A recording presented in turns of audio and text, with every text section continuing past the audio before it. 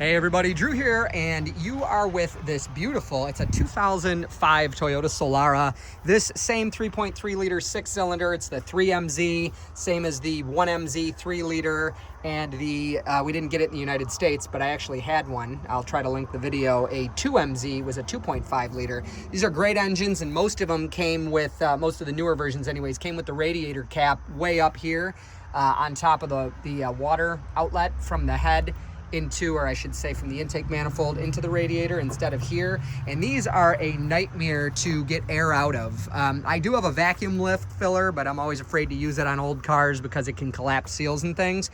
I had to drain all the coolant out of this car, flush the system, and replace it with the genuine Toyota Pink. And man, I was fighting air bubbles. I try to, I always, whenever a car goes through anything like that, I drive it myself until I'm certain of it, you know, a couple hundred miles, whatever. And I was getting air bubbles like 3 mornings in a row, which I know this car doesn't have. It's got 103,000 miles on it, and it's perfect. It doesn't have like a head gasket or anything else that would cause that. I just remember from actually owning a handful of these cars how much of a nightmare this system is. And the convertible I own, for you subscribers who know, it's a 1MZ, but the radiator cap, if I remember, it's on the radiator, I think. Anyways, point is, I remember how much of a nightmare these are. So I just wanted to tell you guys, and by the way, little side note, never mix coolant. There's a reason Toyota uses pink coolant. At 74,000 miles, this car was serviced at an independent garage. They did good work. I've gone through all their other work and it looks great, but unfortunately they used an all makes all models coolant. Right there, Toyota fans, do not let anybody who doesn't respect your car enough to put the proper fluids in it touch it. Don't let them touch it. This pink coolant from Toyota is specially formulated to work with their cars. They don't pay me to say that. They don't pay me to say anything. I'll call them out where they're wrong, but I'm going to tell you where they're right. It's Toyota. The old school stuff, they almost always are right. And that pink stuff needs other pink stuff. The green stuff they put in here caused this, it was like a jelly, almost like wet sawdust going on as it accumulated under the cap. The cap was stuck on, and it was in the heater core. So like I said, I ran probably 500 gallons of water through this, cleaned it all out, brought it up to temperature, and just kept doing it. Everything's good now, but I was fighting the bubbles. Now, maybe you did your timing belt, maybe you replaced a radiator, whatever. Once you introduce air to this system, your reasoning probably isn't as dramatic as mine, but once you introduce air into this system, you're going to be fighting bubbles. So this is kind of super obvious, so maybe you're going to think like, wow, that's not a great video, Drew, but it's not obvious to everybody, so I want you to know it, and here's the main point of the video. The bubbles are in the morning, right?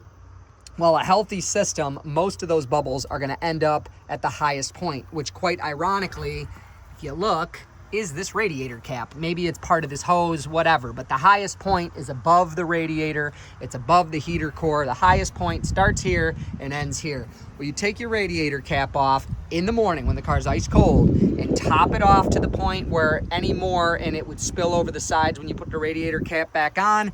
Fire it up, and mark my words, unless you have another problem or you're really early into a refill that you didn't do right in the first place, if it's just those couple residual bubbles, what I just told you to do will solve it. So I'm Drew. This is one of the best engines ever made. The only flaw in these is the knock sensor wire. There's a wire that goes way down. You see there's one head. There's another head way down in the valley underneath the intake manifold is a wire with 2 pigtails on it for knock sensors. When that wire goes bad, it's a nightmare to fix, but it's just a wire.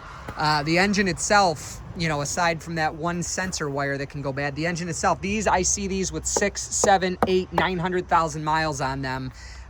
Often enough, I see them with 300,000 or 400,000 miles on them every single time I shop for these cars. I shop the lower 48 states and Puerto Rico for my right-hand drive cars, and I shop the world, Japan mostly, of course, for my right-hand drive cars.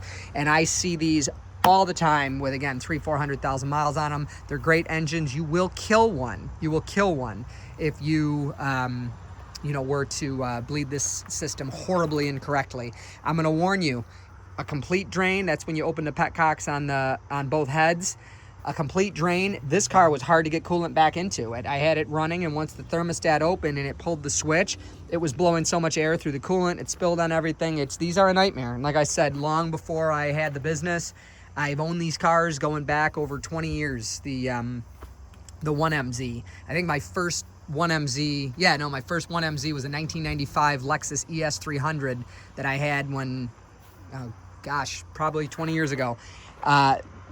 Best V6 ever made, hands down, period. This and the J35 from Honda, Chevy's 3800 are among the best. Probably the absolute best would be the 1MZ, 3MZ, and again, we didn't get it in the United States, but check the description for a link about the 2MZ.